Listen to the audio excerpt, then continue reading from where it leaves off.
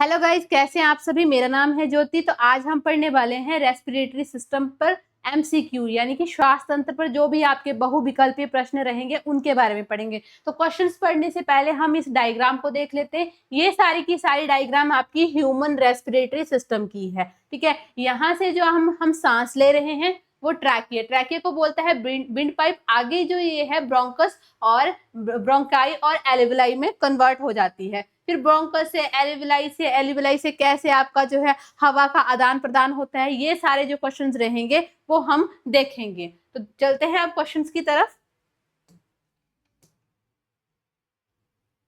तो हमारा पहला क्वेश्चन है respiration means.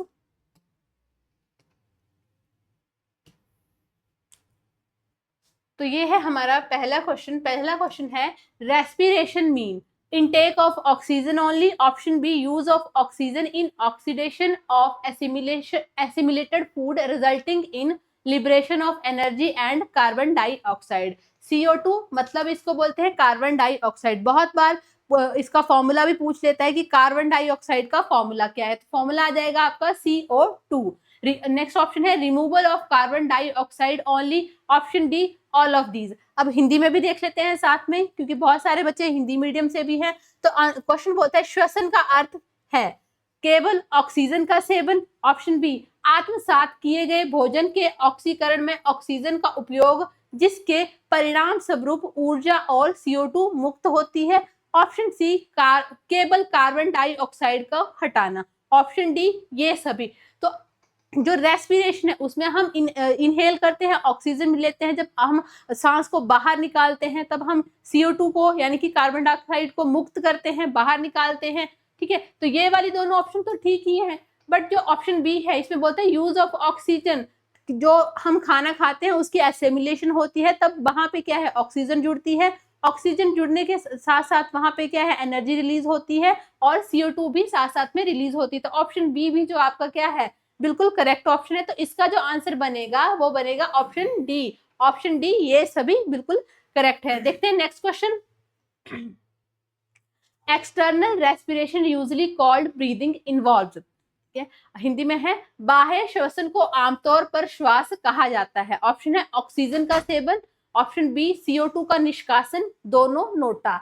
Intake of oxygen, removal of CO2, both या नोटा। यानी कि जो एक्सटर्नल रेस्पिरेशन है हमारे पास, अब अगर एक्सटर्नल वर्ड जुड़ गया रेस्पिरेशन के साथ तो क्या मतलब बना। एक्सटर्नल रेस्पिरेशन क्या है और इंटरनल रेस्पिरेशन क्या है। जो एक्सटर्नल रेस्पिरेशन है दैट इज नॉर्मली ब्रीदिंग, जो हम श्वास ले रहे हैं।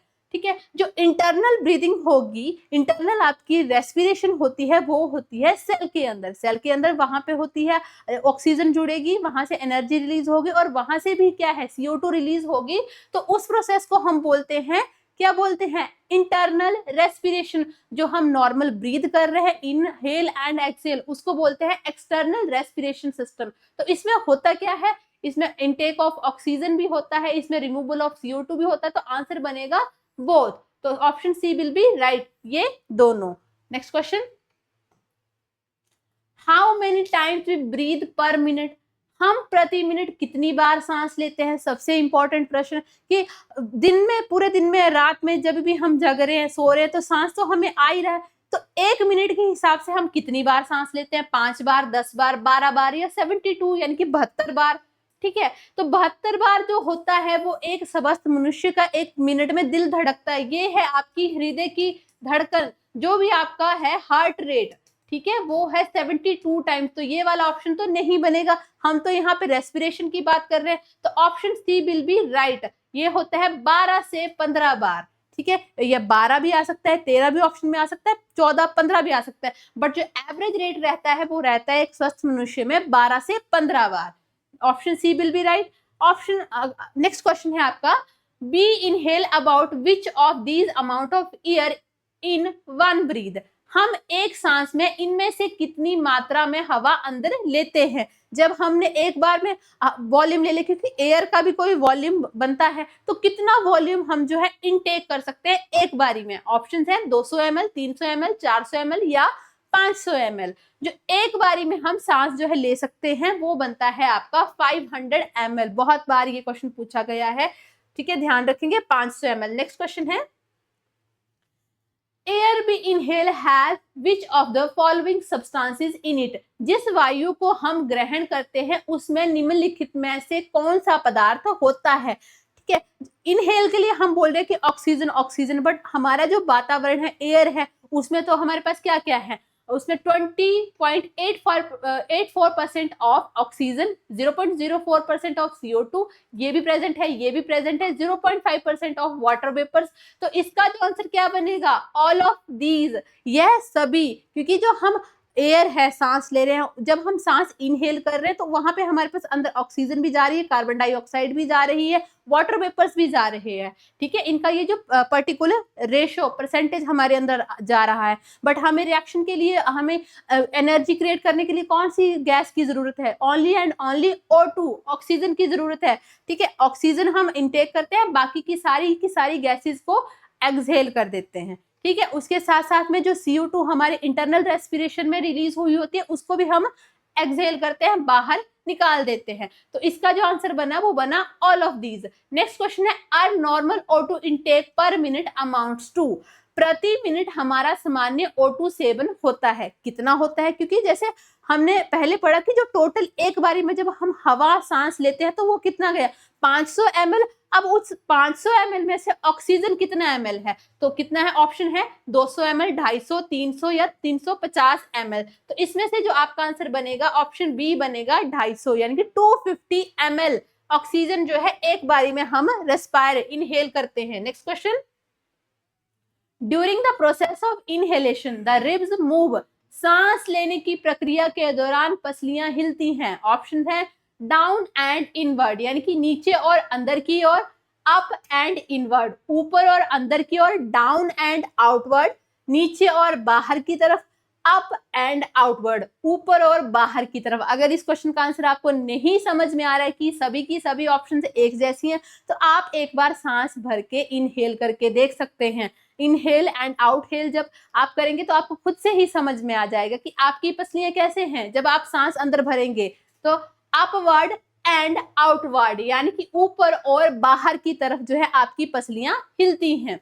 ठीक है, नेक्स्ट क्वेश्चन है, respiratory site of the cell is. ठीक है, हमने पहले ही पढ़ा इसके कि इंटरनल रेस्पिरेशन, ठीक है, वो कहाँ पे होती है, वो होती है आपकी सेल के अंदर। सेल को हिंदी में बोलते हैं कोशिका, कोशिका में होती है।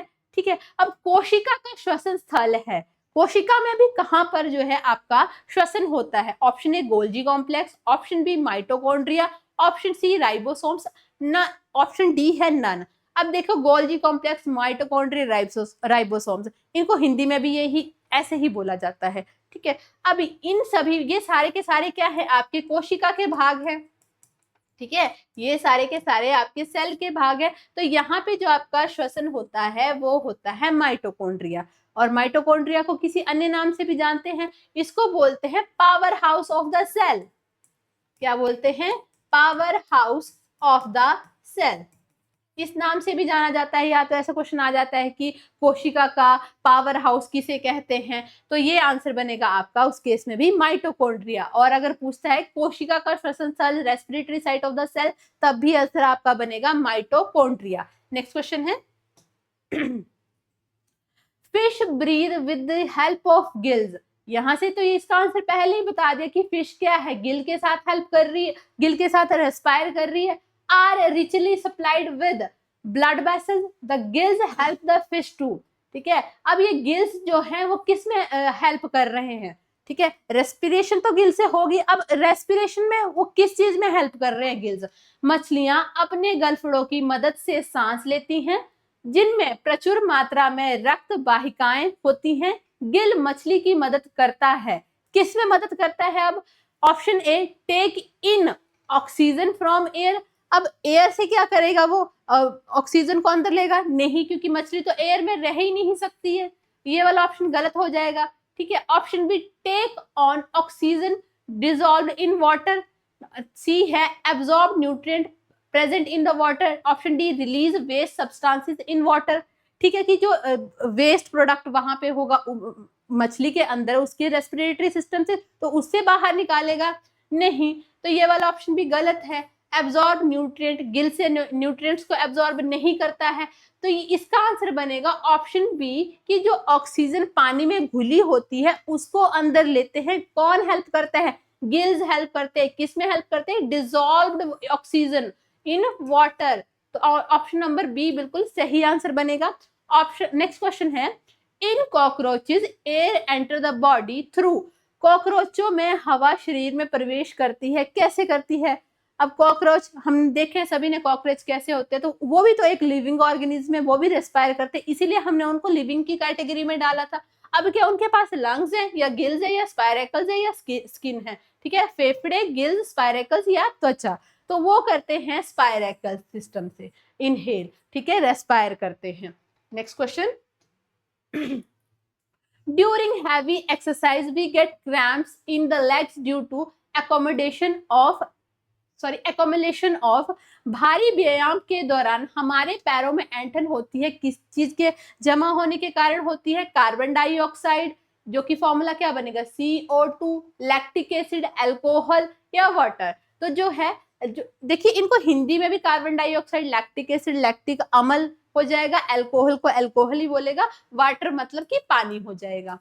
ठीक है, पानी या जल जैसे भी आप बोल सकते हैं। तो इसका जो आंसर बनेगा वो बनेगा लैक्टिक एसिड। अगर लैक्टिक एसिड जो है आपकी एक्यूमुलेट हो जाता है लेग्स में, तब आपको बिल्कुल पेन का जो है एहसास होता है। नेक्स्ट क्वेश्चन है, yeast is use in wine and beer industries because it respire. Yeast का उपयोग वाइन और बियर उद्योगों में किया जाता है क्योंकि यह श्वसन करता है। ईस्ट जो है वो कैसे रेस्पायर करता है? अब ऑप्शन है एरोबिकली प्रोड्यूसिंग O2, नेक्स्ट है एरोबिकली प्रोड्यूसिंग अल्कोहल, नेक्स्ट है एनारोबिकली प्रोड्यूसिंग अल्कोहल, और नेक्स्ट लास्ट ऑप्शन है anaerobically producing carbon dioxide CO2। ठीक है, अब यहाँ पे अलग अलग शब्द आ रहे हैं आपके, एरोबिकली एंड एनारोबिकली। तो एरोबिकली यानी कि इसका मतलब होगा कि जब आपका जो ऑर्गेनिज्म है वो ऑक्सीजन की प्रेजेंस में, ऑक्सीजन के साथ अपना क्या है, श्वसन तंत्र बना रहा है, तो उसको बोलेंगे एरोबिक।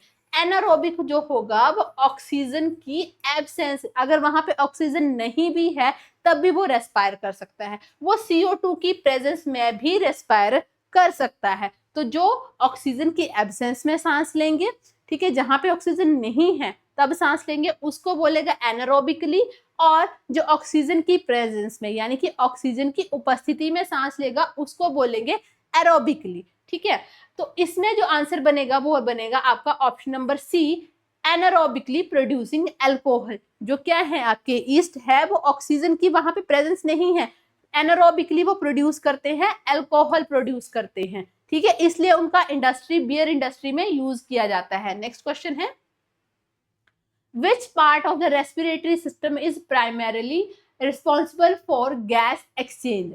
श्वसन तंत्र का कौन सा भाग गैस विनिमय के लिए मुख्य रूप से जिम्मेदार है? ठीक है, आंसर जो है पहले ऑप्शंस की तरफ देख लेते हैं, ट्रैकिया, ब्रोंकियाई, एल्विलाई या लैरिंक्स। ठीक है, ट्रैकिया को हिंदी में बोलेंगे श्वसन नली, और ब्रोंकियाई ब्रोंकियाई, एल्विलाई एल्विलाई, और लैरिंक्स को बोलते हैं स्वर यंत्र। और लैरिंक्स का जो दूसरा नाम होता है इंग्लिश में, इसको बोलते हैं वॉइस बॉक्स। ठीक है, इसको बोलते हैं voice box.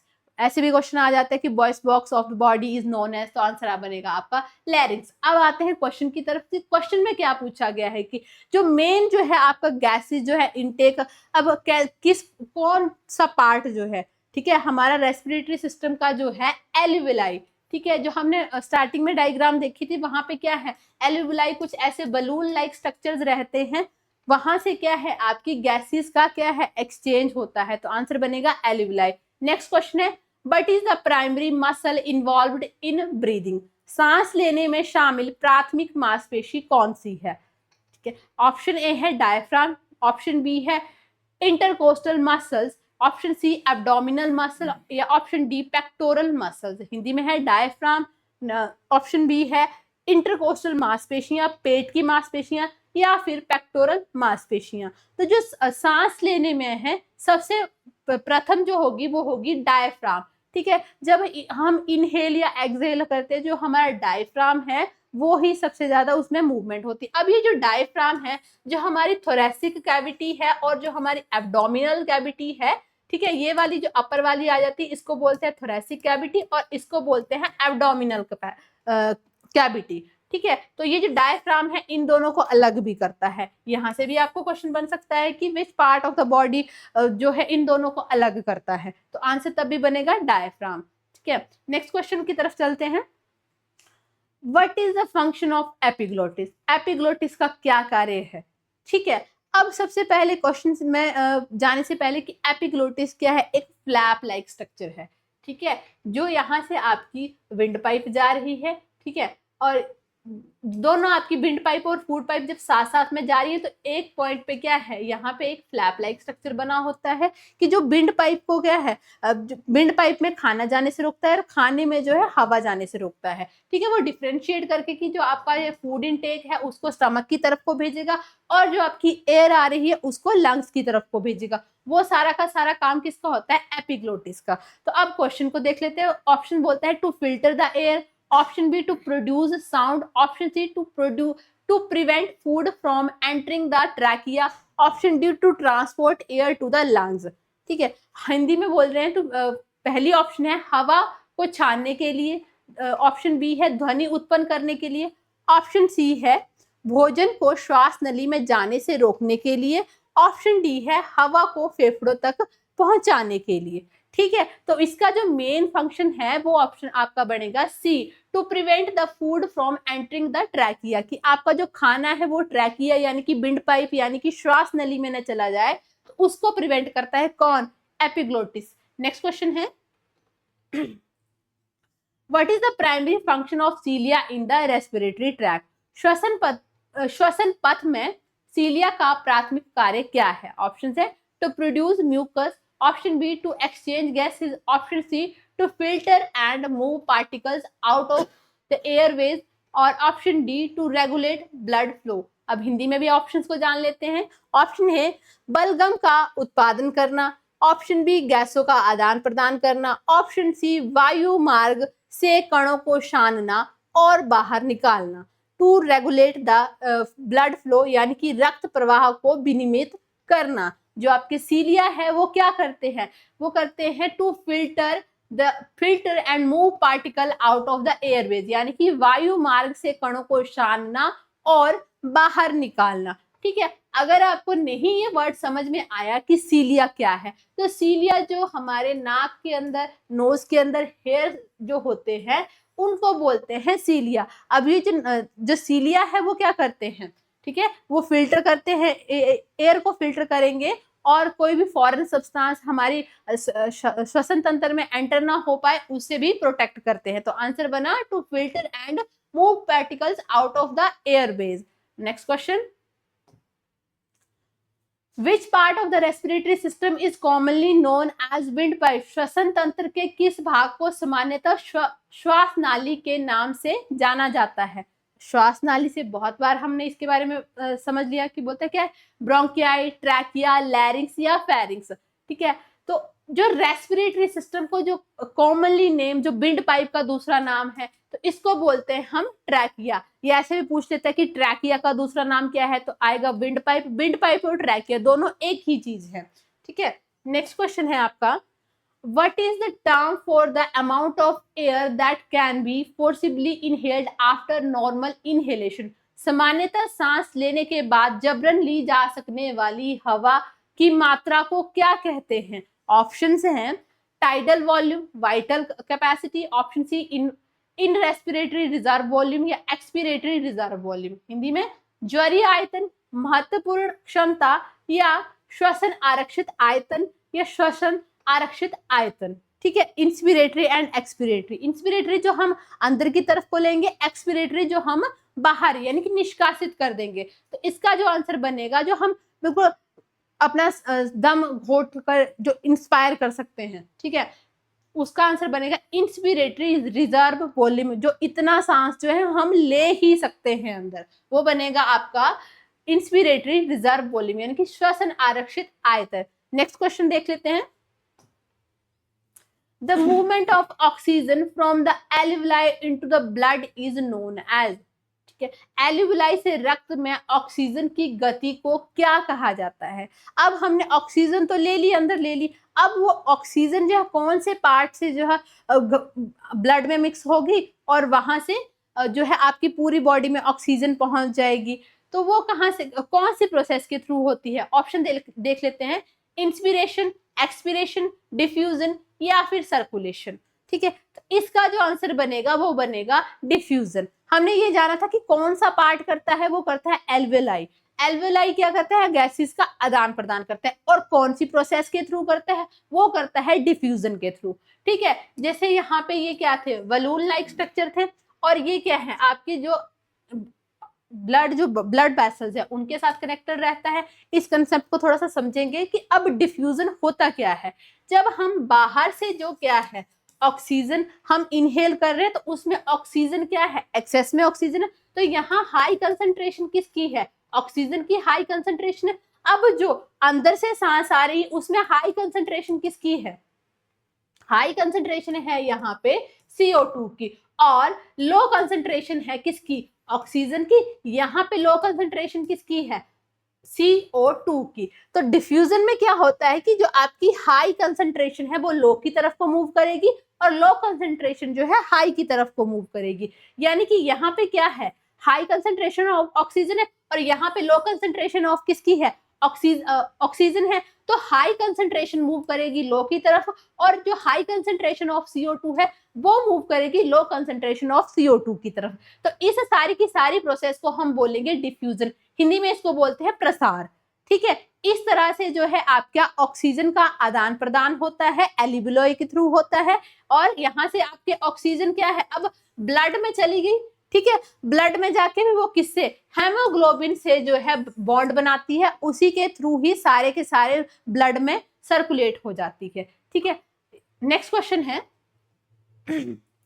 Asthma primarily affects which part of the respiratory system? ठीक है, अस्थमा मुख्य रूप से श्वसन तंत्र के किस भाग को प्रभावित करता है?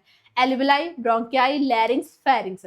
ठीक है, हिंदी में है एल्वियोलाई, ब्रोंकियाई, लैरिंक्स बोल रहा है स्वर तंत्र, ट्रैकिया, ट्रैकिया ही। ठीक है, ट्रैकिया को या आप श्वास नली भी बोल सकते हैं हिंदी में। अब जो अस्थमा है, ठीक है, अगर हमारे लंग्स में कोई प्रॉब्लम हो जा रही है, हमने कोई फॉरेन सब्सटेंस एक्सेस में इनटेक कर ली है, तो अस्थमा जैसी प्रॉब्लम जो है वहां पे हो जाती हैं। ठीक है, तो कौन से पार्ट को लंग करता? तो रेस्पिरेटरी सिस्टम को अफेक्ट, रेस्पिरेटरी सिस्टम में भी कौन सा पार्ट होगा? तो वो होगा आपका ब्रोंकियाई। ठीक है, ब्रोंकियाई जो है वो आपका अफेक्ट होगा, किसकी वजह से होगा? अस्थमा की वजह से होगा। ठीक है, आज के लिए इतना ही। Thank you so much. Video अच्छी लगी हो तो लाइक, शेयर एंड सब्सक्राइब जरूर करें।